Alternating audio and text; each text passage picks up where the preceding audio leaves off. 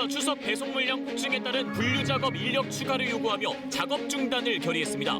택배 노동자들이 단체 행동에 나선 배경과 파장 짚어봅니다.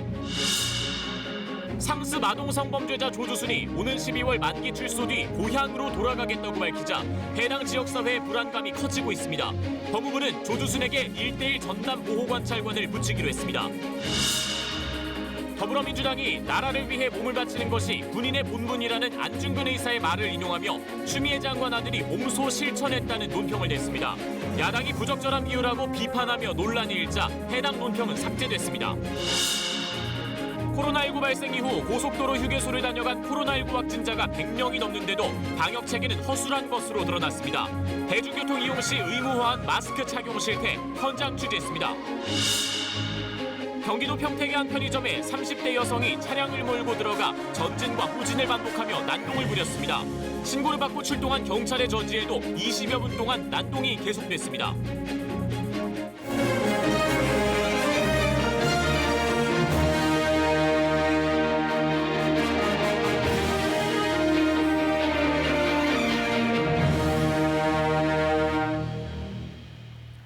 안녕하십니까. 서울 청계천변에 커다란 인공다리 걸렸습니다. 한가위 앞두고 위로와 희망을 전하기 위해서입니다. 하지만 추석이 반갑지 않은 사람들도 있죠. 코로나19 KBS 통합뉴스는 9시 뉴스. 오늘은 연휴 앞두고 배송 물량 급증에 비상이 걸린 택배기사들 얘기로 시작합니다. 코로나19 번지는 걸 막자고 정부에서는 이동 자제를 요청하고 있지만 그럴수록 더 바쁘고 힘들어지는 게 택배 노동자들입니다. 실제로 이번 추석엔 평소보다 30% 이상 배송 물량이 늘어날 걸로 예상됩니다. 그래서 배송 전에 분류 작업에라도 추가 인력을 투입해달라고 택배 노동자들 요구하고 있습니다. 창고에서 물건 분류하느라 시간 다 보내고 이걸 또 배송하려면 꼬박 하루 일해도 쉴 틈이 없다는 건데요. 노조는 오늘까지 사흘 동안 투표를 거쳐서 결국 분류 작업을 중단하기로 결의했습니다. 일정대로라면 21일부터 추석 선물을 중심으로 배송에 큰 차질이 예상됩니다. 이런 단체 행동의 배경은 뭔지 또 정부와 업계는 어떻게 대처하고 있는지 짚어보겠습니다. 먼저 양예빈 기자가 요즘 더 고단한 택배 노동자의 하루 취재했습니다. 5년차 택배기사 고영준 씨. 코로나19의 추석 연휴까지 요즘처럼 힘든 적이 없었습니다. 아침 8시부터 시작해 벌써 자정이 다 됐지만 쉴 틈이 없습니다. 오늘은 저 한 12시 예상을 했거든요. 만약에 이런 날이 연달아 계속 가려면 내일 같은 경우는 아마 다 분류하고 배송한다면 아마 2시, 3시 되지 않을까. 창고에서 배송할 물량을 일일이 찾아내는 분류 작업부터 최종 전달까지 모두 고시의 목. 4-5시간에 걸친 분류가 끝나면 실제 배송은 오후나 돼야 가능합니다. 이렇다 보니 하루 근무 시간이 15시간을 넘기는 날이 수두룩합니다. 분류는 이제 저희 기사들이 직접 당에 오래 걸리고 분류 시간을 줄이고 내가 차에만 싣고 나가서 그냥 배송한다면 더 빠를 수도 있는. 배송이 늦어지면 고객 평가에서 낮은 점수를 받아 재계약에 영향을 미칩니다. 그래서 물량이 넘쳐나도 배송을 미룰 수가 없습니다. 제가 업무가 길어버리면 제 몸이 버텨나지 못해요. 뭐 지금이야 조금 버틴다고 하지만은 더 가면은 이게 추석날 같은 경우는 택배 노동자들의 주당 평균 노동 시간은 71시간. 재해를 입은 비중도 26%로 전체 노동자 평균보다 50배 이상 높습니다. 올해만 과로사로 7명이 희생됐습니다. 국민의 생명과 안전을 책임져야 될 정부가 적극적인 대책을 수립했더라면 막을 수 있었던 과로사가. 명절이 다가올수록 더욱 고단한 택배 노동자들. 이들의 안전이 또다시 위협받고 있습니다. KBS 뉴스 양예빈입니다.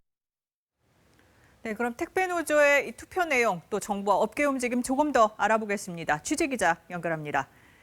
김지숙 기자, 이 택배 노조의 투표 결과 조금 전에 나왔죠?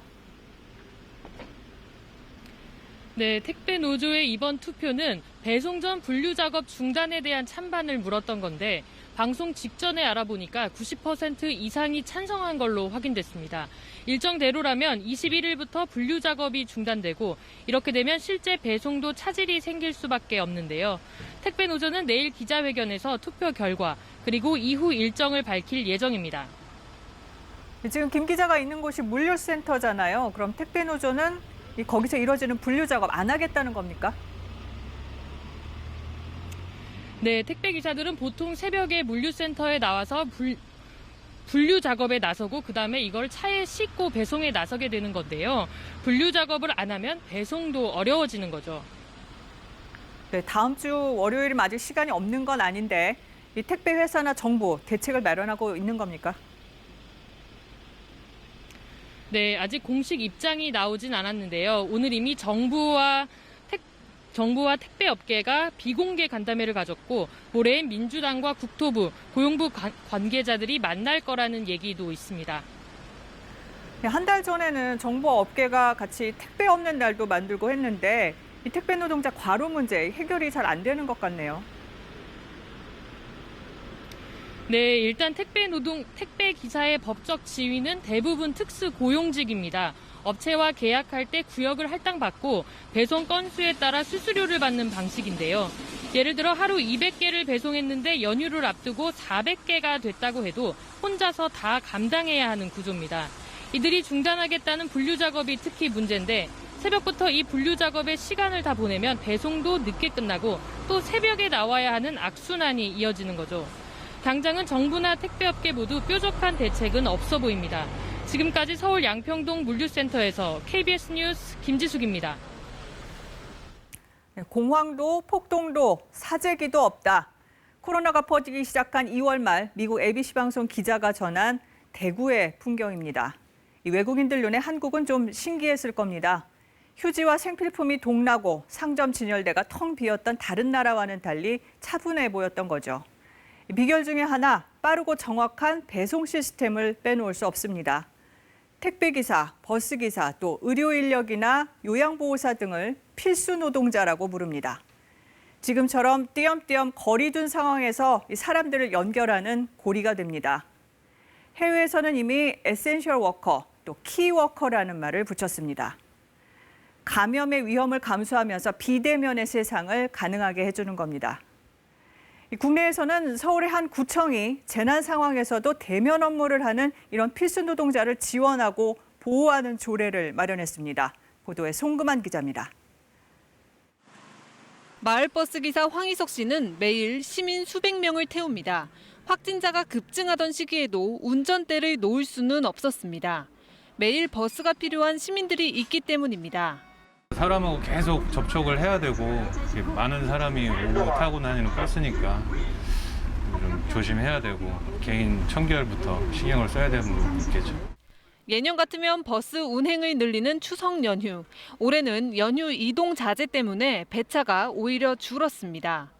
일단은 손님이 많이 타야 이 회사가 돌아가는데 그런 운영 부분에 있어서 좀 재정난도 좀 겪고 있고. 서울 성동구는 이처럼 재난 상황에서도 위험을 감수한 채 대면 업무를 해야 하는 이들을 필수 노동자로 보고 이들을 지원할 수 있는 법적 근거를 마련했습니다. 의료, 돌봄, 복지, 물류, 운송, 안전 분야 등에서 사회 기본 기능을 유지하기 위해 대면 업무를 하는 이들이 대상입니다. 새로 만들어진 조례에 따라 이런 업무를 하는 노동자를 보호하고 지원하기 위한 계획을 세워야 합니다. 수당과 안전장비, 심리치료 등을 구 예산으로 지원하고 구체적인 내용과 방안 등을 논의할 필수 노동자 지원위원회도 구성합니다. 코로나 검사를 무료로 할 수 있게 언제든지 할 수 있게 하는 거 이런 것들 좀 지원하고 이 사회적 거리두기 1단계, 2단계, 3단계를 나누어서 위험수당들을 지급할 예정입니다. 하지만 대형 병원이나 광역버스, 물류 등은 여러 지역에 걸친 필수 산업인 만큼 광역 지자체나 중앙정부 차원의 광범위한 지원 대책이 필요한 상황입니다. KBS 뉴스 송금환입니다.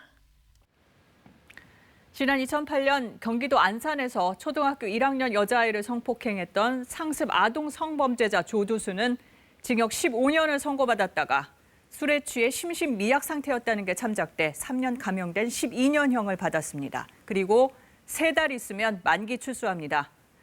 나오면 안산 집으로 가겠다고 한 게 알려지면서 안산시장까지 나서서 일명 조두순 격리법이라고 불리는 보호수용법 제정을 거듭 요청하고 있는데요. 이승재 기자가 안산에 가서 시민들 얘기 직접 들어봤습니다. 초등학교 1학년 학생을 성폭행하는 등 끔찍한 범행을 저질러 징역 12년형을 선고받고 오는 12월 출소를 앞둔 조두순. 출소하면 고향 안산으로 돌아가겠다고 밝힌 상황. 시민들과 학생들의 불안감은 커지고 있습니다. 어디서 어떻게 마주칠지 모르기 때문입니다. 자주 봐도 잘 모르거든요. 그러면 아무래도 좀 불안하고 그냥 거리에 돌아다니기 좀 꺼끌스럽다 막 이런 얘기도 하고. 행동에 그런 왔다 갔다 하는 거에 대한 제한이 있는지도 모르겠고 특히 밤에도 아직은 위험한 부분들도 있으니까. 조두순이 사회의 한 시민으로 돌아오는 것을 반대하기도 합니다. 자식을 이렇게 키우는 입장에서는 그런 분이 이렇게 사회에서 자연스럽게 활동한다는 거는 말이 안 된다고 생각을 해요. 불안감이 증폭되자 안산시는 CCTV 200여 대를 추가 설치하기로 했습니다. 지역 주변에 안면 인식 카메라를 설치해서 어떤 지역 주민들의 불안을 해소하는. 이와 함께 사실상 조두순을 격리시키는 보호 수용 법안 제정도 요청한 상황. 법무부는 불가능하다는 입장이지만 안산시는 거듭 요구하고 있습니다. 강력한 제재 외에는 조두순을 실질적으로 제어할 수 있는 방법이 없다고 판단했기 때문입니다. 그러나 경계심을 갖더라도 조두순이 법적으로 어디에 사는지에 대한 자유도 보장돼야 한다는 주장도 나옵니다. 이재정 경기도 교육감은 조두순이 어디에 살든 강제로 막아서는 일이 해결되지 않는다며 해결 방안은 사회가 공동으로 찾아야 한다고 밝혔습니다. KBS 뉴스 이승재입니다. 네, 주민들 불안이 커지면서 법무부는 조두순에게 1:1 전담 보호관찰관을 붙이기로 했습니다. 출소 뒤에 조두순은 어떻게 관리되는지 또 보완할 점은 없는지 이정은 기자가 짚어봤습니다. 전자감독 경력 7년차 손동우 보호관찰관. 스크린 속 화살표로 표시된 대상자의 하루 동선을 꼼꼼히 살핍니다. 오랫동안 이렇게 머무르는 곳, 이런 곳은 이제 저희들이 낮에 이렇게 보면서 주의 깊게 보고. 그러더니 갑자기 전화를 듭니다. 예, 김 씨, 접니다. 쪽으로 이렇게 갔었는데 어제는 이 뒷길로 해서 이렇게 가셨더라고요. 특별히 뭐 사정이 있었어요? 손 씨가 지금까지 감시해온 전자발찌 착용자는 모두 10여 명. 하지만 석 달 뒤부턴 조두순만 전담합니다. 40초에 한 번씩 위치가 전송되면 이를 토대로 생활 패턴이 분석되고 만약 평소와 다른 점이 나타나면 바로 출동하게 됩니다. 범행이 벌어지지 않아도 선제적으로 대응하는 겁니다. 그런데 문제는 조두순과 유사한 범죄를 저지른 재범 고위험군들이 모두 이 같은 감시를 받는 건 아니라는 점입니다. 전국적으로 192명에 이르는데 지난해부터 1:1 전자감독이 시행돼 모두 24시간 전담 관찰 대상이지만 실제로 1:1 관찰을 받는 건 24명뿐입니다. 지금 전자발찌만 채워놓는 경우보다는 훨씬 효과가 있다, 재범 억지력이 있다, 이렇게들 평은 하고 있습니다. 일선 보호관찰소마다 인력을 쉽게 확보를 못해가지고 일반 감독 대상 역시 관찰관 1인당 16명으로 다른 나라들에 비해 많은 편입니다. 따라서 법무부는 내년에 보호관찰관을 300명 더 충원해야 한다는 입장입니다. 하지만 기재부와의 예산 협의 과정에서 인원이 3분의 1로 축소돼 국회 심의를 앞두고 있습니다. KBS 뉴스 이정은입니다. 다음 소식입니다. 오늘 서욱 국방부 장관 후보자에 대한 인사청문회에서도 추미애 법무장관 아들의 휴가 특혜 의혹에 대해 질문이 집중됐습니다. 서 후보자는 국민께 송구하다는 입장을 밝혔지만 특혜 여부는 검찰 조사에서 밝혀질 문제라고 답했습니다. 윤보미 기자가 보도합니다. 국회 인사청문회에 출석한 서욱 국방부 장관 후보자는 추미애 법무부 장관 아들의 휴가 특혜 논란에 대해 유감을 표명했습니다. 국민들께 심려를 끼쳐드려서 송구스럽습니다. 군에서 이제 좀 미흡한 부분들이 보였는데 행정적인 이런 게 좀. 다만 휴가 승인은 부대 지휘관의 판단 영역이라며 특혜 여부는 검찰 조사로 공을 넘겼습니다. 야당 위원은 추 장관 부부의 국방부 민원실 통화 의혹과 관련해 새로운 제보 내용을 공개하며 공세를 이어갔습니다. 서모 씨 휴가 연장에 관련돼서 문의든 부탁이든 하여튼 전화가 왔다. 확인해 보니까 추미애 장관 남편분으로 기재가 되어 있다. 목소리는 여자분이었는데. 이에 대해 추 장관 아들 변호인은 국회의원 면책 특권을 이용한 비겁한 정치 공세라며 악의적 주장이라고 반박했습니다. 여당 위원회선 추 장관 아들 관련 의혹 제기가 쿠데타 세력의 정치 공작이라는 주장까지 나왔습니다. 옛날에는 민간인을 사찰하고 공작하고 그랬습니다. 쿠데타까지 일으켰습니다. 이제 그런 것들이 안 되니까 그 세력들이 국회에 와서 공작을 합니다. 전시작전 통제권 전환 등 국방 현안에 대한 질의도 비중 있게 다뤄졌습니다. 전작권 전환이 이제 조건에 기초한 전작권 전환이기 때문에 한미 간에 합의된 내용입니다. 그래서 그 조건 충족을 가속화시켜 나가겠다는 그런 의미입니다. 9.19 군사합의와 국방개혁 2.0을 지속해서 이행하겠다는 의지를 분명히 했고 한일 군사정보보호협정 지소미아는 유지해야 한다는 취지로 한미 연합훈련은 강화해야 한다고 답했습니다. 여야 청문위원들은 군령권, 군정권을 행사하는 국방부 장관의 업무 특성을 고려해야 한다며 이례적으로 도덕성 관련 질의는 자제하고 인사청문회 경과 보고서 채택도 합의했습니다. KBS 뉴스 윤봄입니다. 이렇게 국방장관 인사청문회마저 추미애 장관 아들 의혹이 쟁점이 되자 민주당은 정치 공세 그만두라고 논평을 했는데요. 그런데 이 논평이 또 논란을 일으켰습니다. 추 장관 아들을 안중근 의사에 빗댔기 때문입니다. 조태흠 기자입니다. 이번엔 민주당 원내대변인의 공식 논평이 논란이 됐습니다. 박성준 원내대변인, 추미애 장관 아들은 수술까지 받으며 군인으로서 본분을 다했다면서 안중근 의사 이야기를 꺼냈습니다. 나라를 위해 몸을 바치는 것이 군인의 본분이란 안 의사의 말을 추 장관 아들이 몸소 실천했다고 했습니다. 특혜는 없었다는 강조라지만 안중근 의사에 빗댄 건 지나치단 지적이 바로 나왔습니다. 윤봉길 의사 손녀인 국민의힘 윤주경 의원은 안 의사의 이름이 가볍게 언급됐다, 참담하다고 했고 국민의당 안철수 대표는 안중근 의사를 욕되게 한 것을 사과하라고 했습니다. 추미애 장관 아들 의혹 관련 논란이 된 민주당 인사들의 언행은 이번이 처음이 아닙니다. 카투사는 편한 군대라거나 김치찌개 빨리 달라고 하면 청탁이냐, 당직 사병은 단독범이라 볼 수 없다는 등의 발언이 이어졌습니다.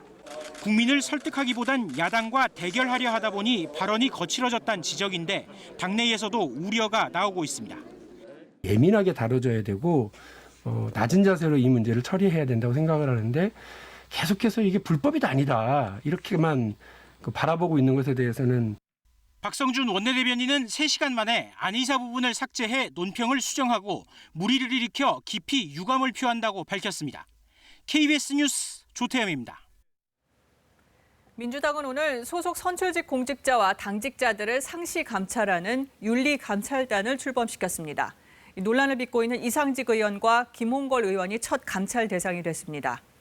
검찰에 기소된 윤미향 의원은 제외됐는데 대신 송구스럽다라는 입장을 밝혔습니다. 박혜진 기자가 보도합니다. 민주당 이낙연 대표의 전당대회 공약이었던 윤리감찰단 신설. 당 쇄신책의 하나로 윤리감찰단 신설을 약속드렸습니다. 윤리감찰단은 민주당판 공수처의 역할을 하게 될 것입니다. 오늘 출범한 이 민주당판 공수처의 1호 조사 대상은 이상직 김홍걸 의원이 됐습니다. 이상직 김홍걸 의원에 대해 윤리감찰단의 적극적인 조사와 판단을 요청합니다. 윤리감찰단 조사 대상 1호가 될 것입니다. 이스타항공 창업주인 이상직 의원은 최근 직원 임금체불과 600여 명 정리해고 사태의 책임자로 지목돼 왔습니다. 김홍걸 의원은 총선 재산 신고 당시 아파트 분양권을 누락해 4주택을 3주택으로 축소 신고한 것이 뒤늦게 드러났습니다. 앞서 이 대표가 두 의원을 겨냥해 공개 경고를 하기도 했는데 논란 확산을 막기 위해 선제적 대응에 나선 것으로 보입니다. 정의기억연대 보조금 부정 수령 등의 혐의로 기소된 윤미향 의원도 감찰 대상으로 거론됐지만 결국 제외됐습니다. 검찰 조사가 끝났으므로 윤리감찰단이 조사와 관련해서는 실효성이 없다라고 판단한 것입니다. 다만 검찰 기소를 송구스럽고 무겁게 받아들인다며 법원 판단에 따라 조치할 것이라고 밝혔습니다. 민주당은 제기된 모든 의혹들을 철저히 조사해 빠른 시일 안에 결과가 나올 것이라고 밝혔습니다. 이 의원과 김 의원 측은 당에서 소명 등을 요청하면 성실하게 임하겠다는 원론적인 입장을 밝혔습니다. KBS 뉴스 박혜진입니다. 4차 추경안 처리 과정에서 전 국민에게 독감 백신을 무료로 접종하는 안을 놓고 여야가 절충점을 찾고 있습니다. 하지만 실제 무료 접종을 한다 해도 그만큼 백신을 추가 확보할 수 있을지 불확실하고 또 그럴 필요도 없다는 게 전문가들 의견입니다. 보도에 서병립 기자입니다. 현재 국내에서 확보 중인 독감 백신은 약 3천만 명분. 우리 국민 60%가량 맞을 수 있는데 이 정도면 충분하다는 게 방역당국의 설명입니다. 해외 사례 등을 보더라도 접종률 50%만 넘기면 독감 유행을 차단할 수 있다는 겁니다. 확보하게 될 접종량을 합하면 전체 인구의 약 57%에 해당하는 물량이 확보가 돼 있습니다. 이는 전 세계 어느 나라보다도 높은 수준입니다. 특히 올해의 경우 코로나19와 독감의 동시 유행을 막기 위해 무료 접종 대상을 지난해보다 500만 명 이상 늘린 상태. 전 국민으로 무료 접종 대상을 늘린다면 2천만 명분의 백신을 더 구해야 합니다. 추가 생산이나 수입이 불가피해 상당한 비용이 들 것으로 보입니다. 시간도 문제입니다.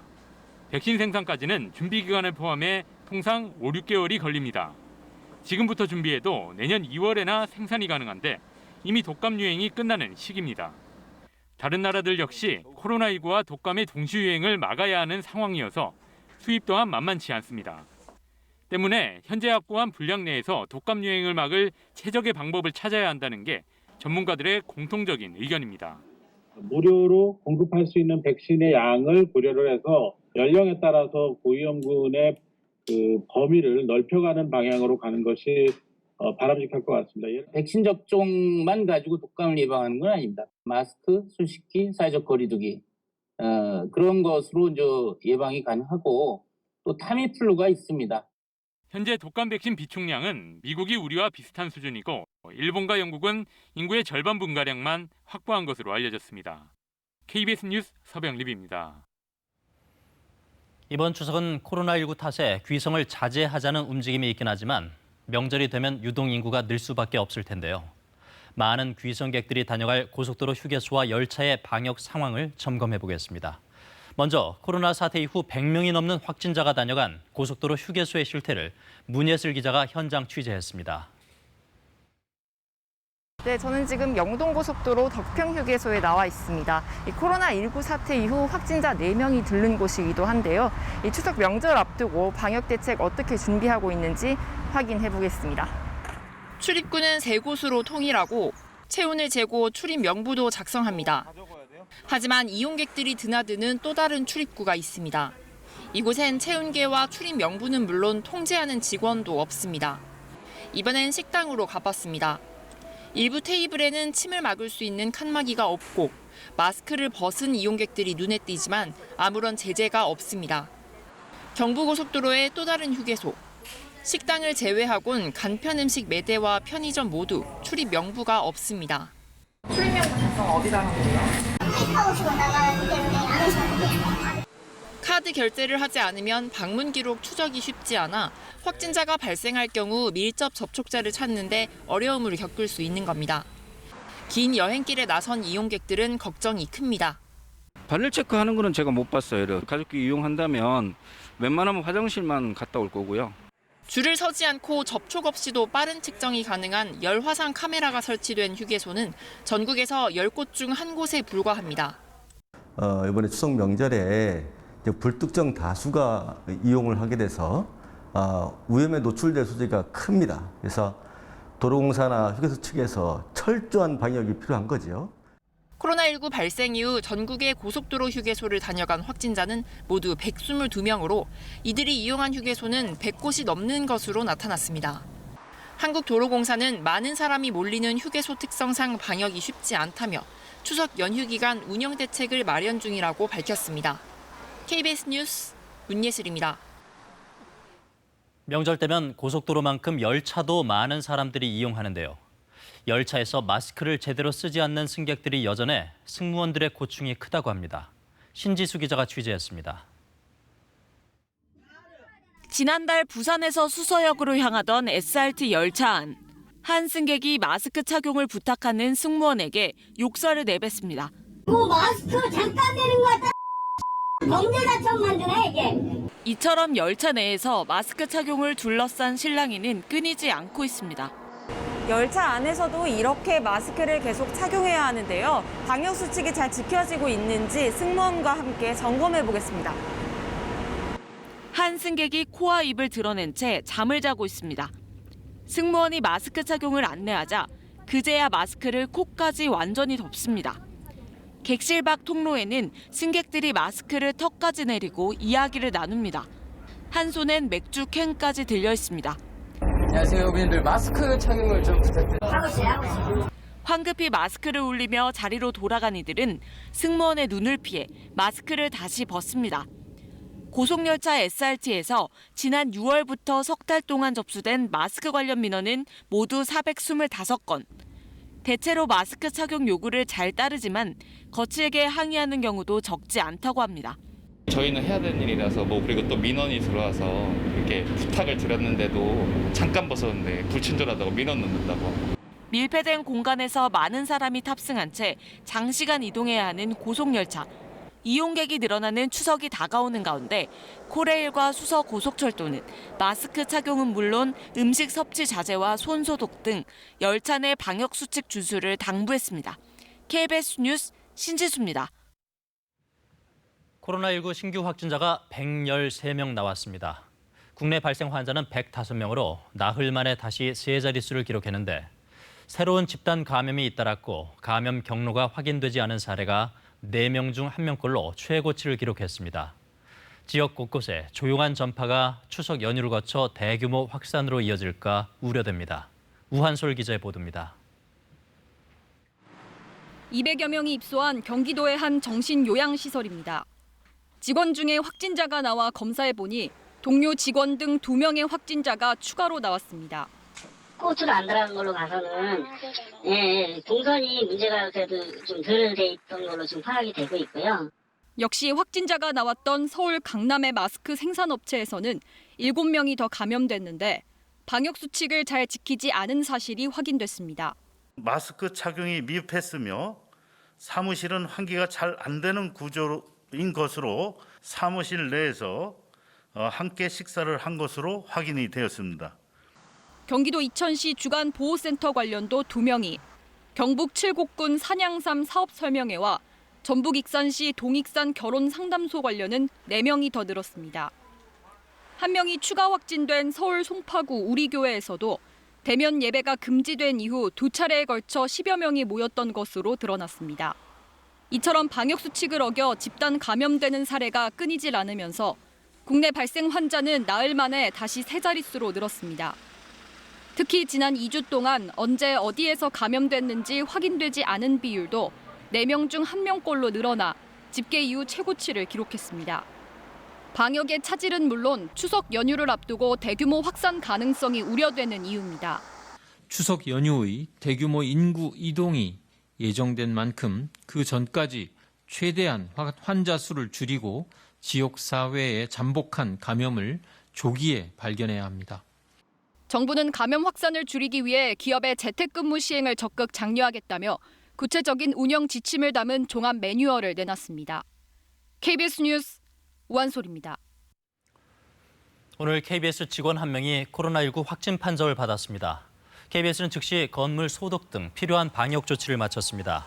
특히 재난방송 주간 방송사로서의 차질 없는 역할 수행을 위해 방송 필수 인력은 방호복과 마스크를 착용하고 업무를 재개하는 등 방송에 지장이 없도록 조치하고 있습니다.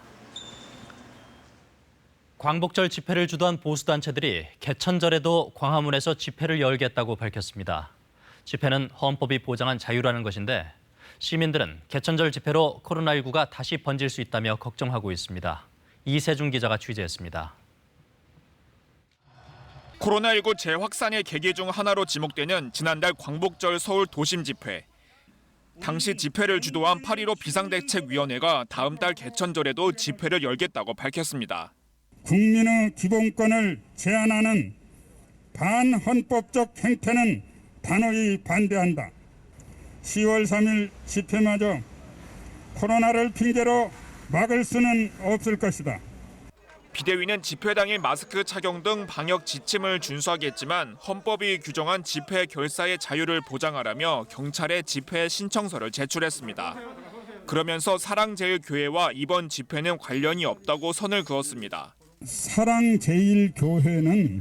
원래 집회하고는 상관이 없죠. 애국 시민단체들하고는 교회는 관련이 없습니다. 사랑제일교회 또한 그동안 광복절 집회에 참석하라고 한 적이 없다고 주장해왔습니다. 하지만 경찰 조사에서 교회 측이 교인 등 126만 명에게 1,400만 건의 집회 참석 독려 문자를 보낸 사실이 확인됐습니다. 시민들은 겨우 잦아들고 있는 코로나19 확진자 수가 개천절 집회로 다시 늘어나지 않을까 걱정하고 있습니다. 코로나가 일단 많이 퍼지는 게 많이 걱정되죠. 같은 일로 이제 또 퍼질 생각을 하니까 이제 저도 좀 막고 싶고 이제 도저히도 이제 집회에 공감을 할 수가 없는. 앞서 서울시는 지난달 21일부터 서울 전역에 10명 이상 모이는 집회에 대해 금지 명령을 내렸습니다. KBS 뉴스 이세중입니다. 정부는 개천절 집회 계획에 대해 엄정히 대응하겠다는 방침을 거듭 밝혔습니다. 또 추석 연휴 기간 고속도로 통행료를 유지하고 위중증 환자 치료를 위한 병상 확보 계획을 내놓는 등 추가 확산을 막기 위한 조치도 내놨습니다. 김민지 기자의 보도입니다.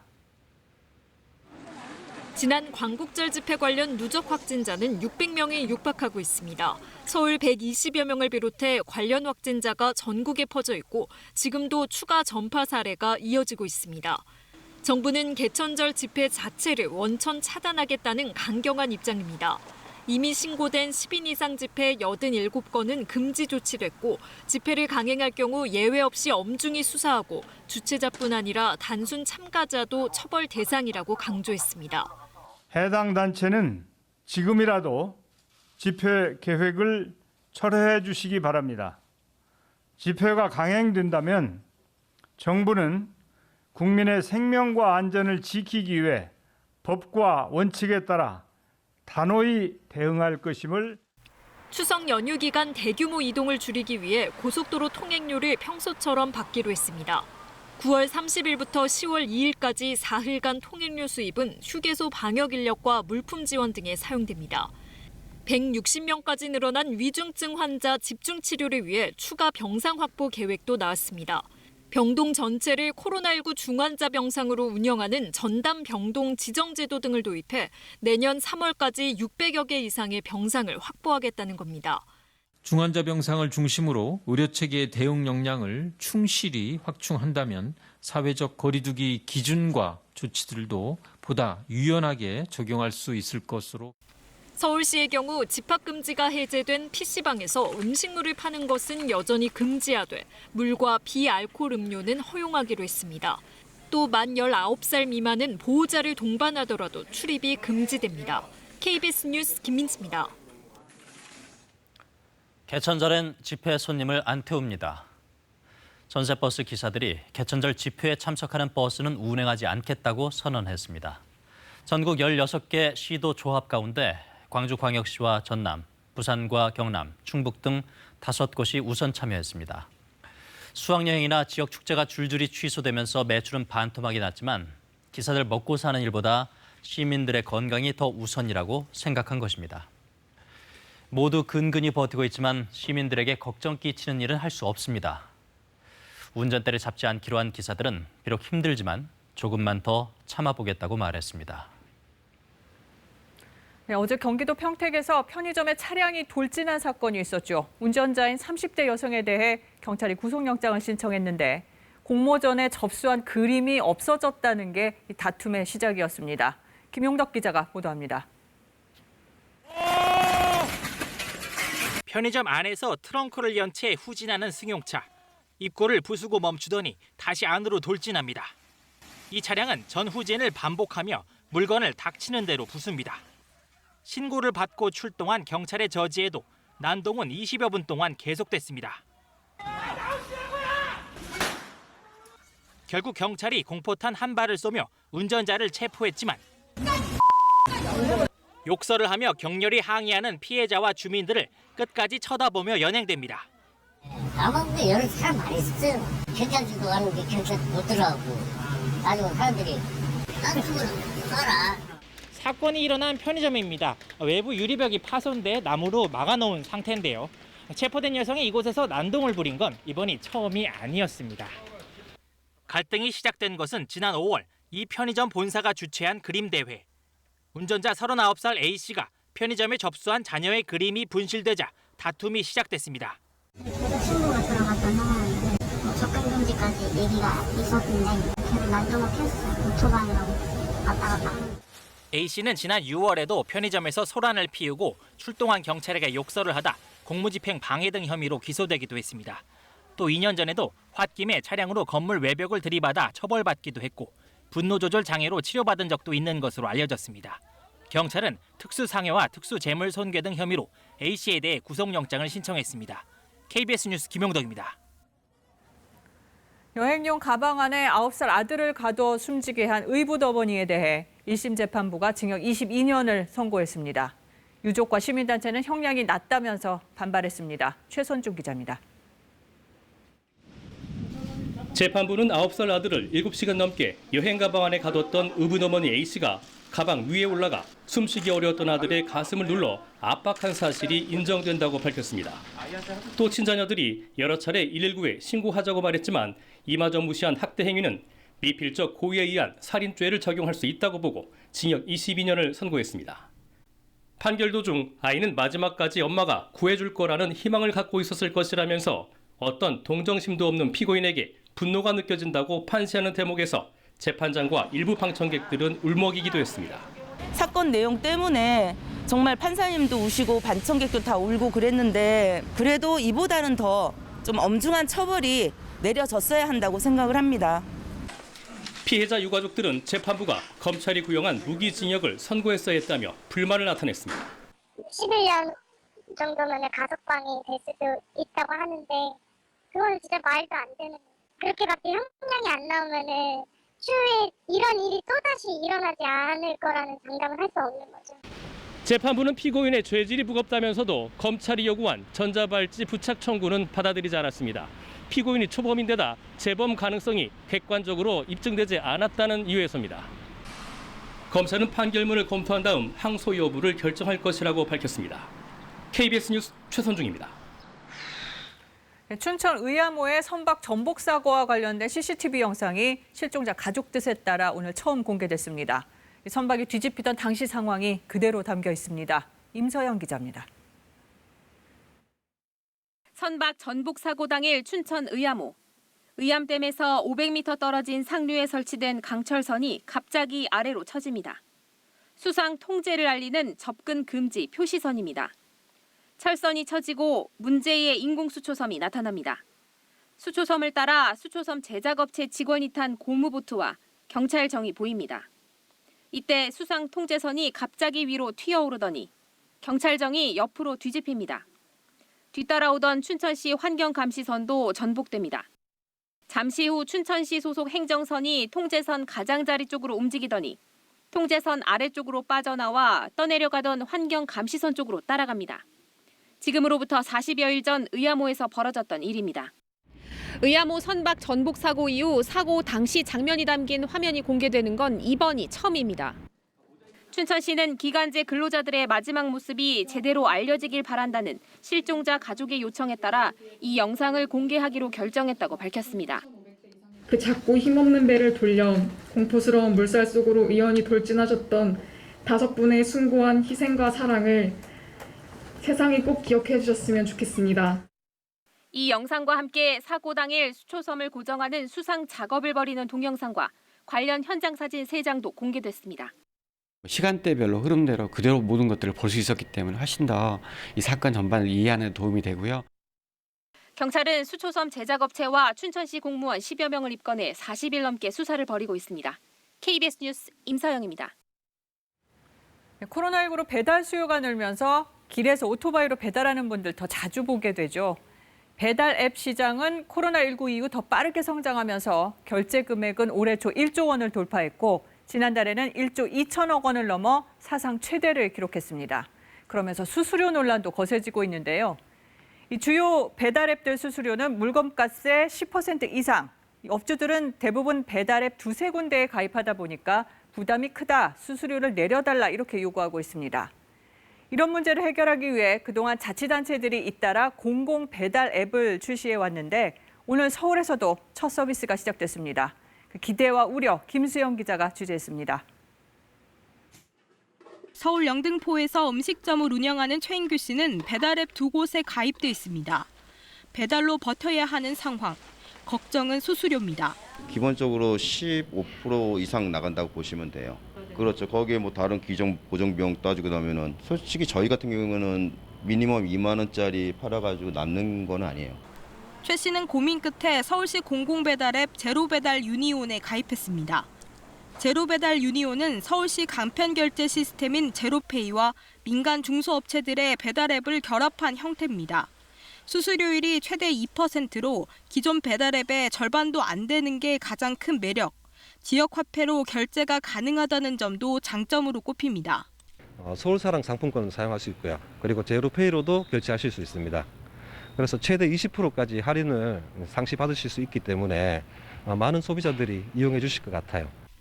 경기도도 이르면 다음 달 공공배달앱을 도입하는데 이미 신청이 목표의 60%를 넘었습니다. 관건은 지속성입니다.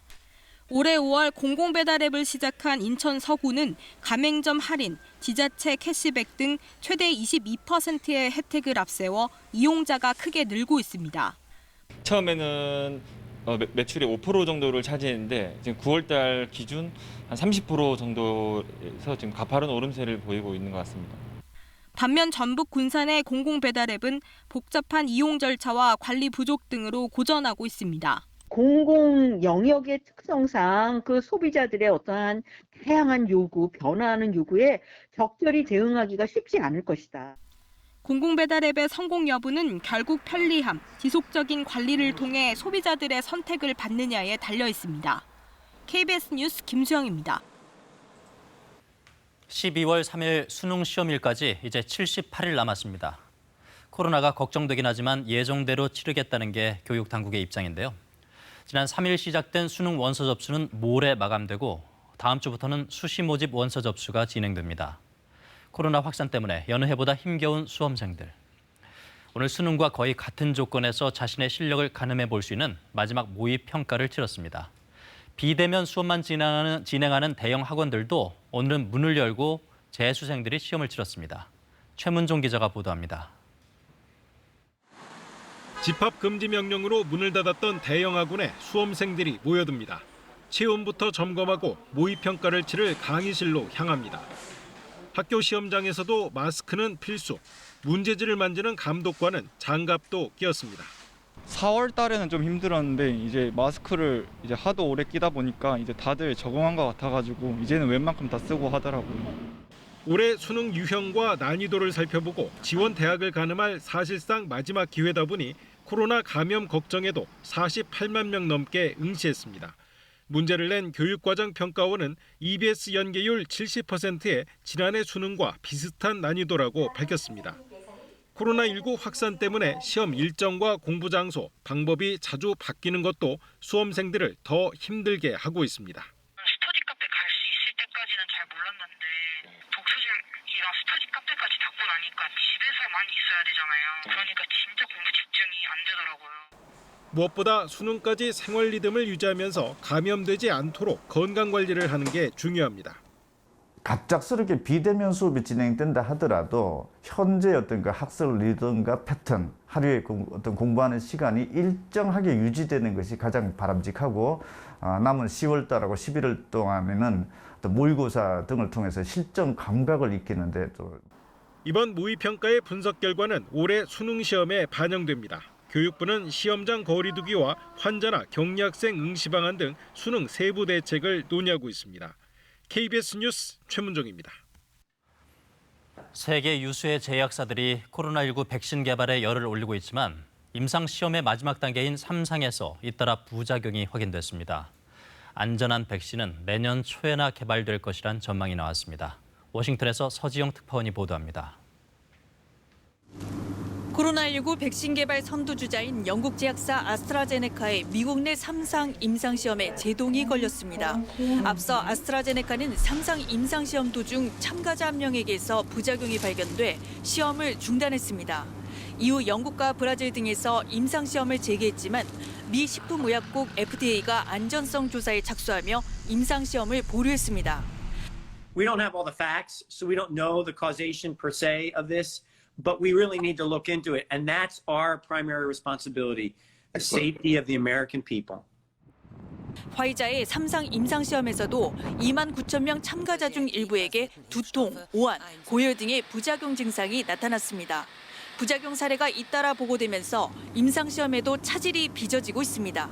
존슨앤존슨은 스페인에서 진행 중인 임상시험에서 안전성을 우려한 참가자 일부가 포기 의사를 밝혔다고 전했습니다.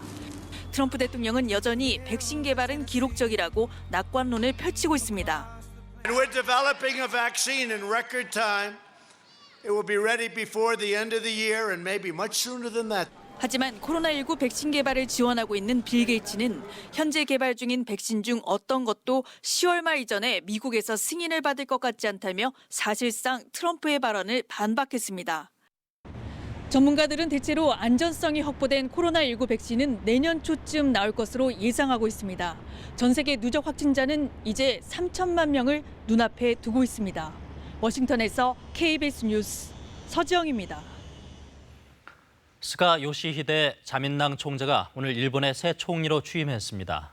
아베 노선을 계승하겠다는 그의 말처럼 아베 내각 강요들이 대부분 다시 이름을 올렸고 방위상에는 아베 친동생이 기용됐습니다. 도쿄 황현택 특파원입니다.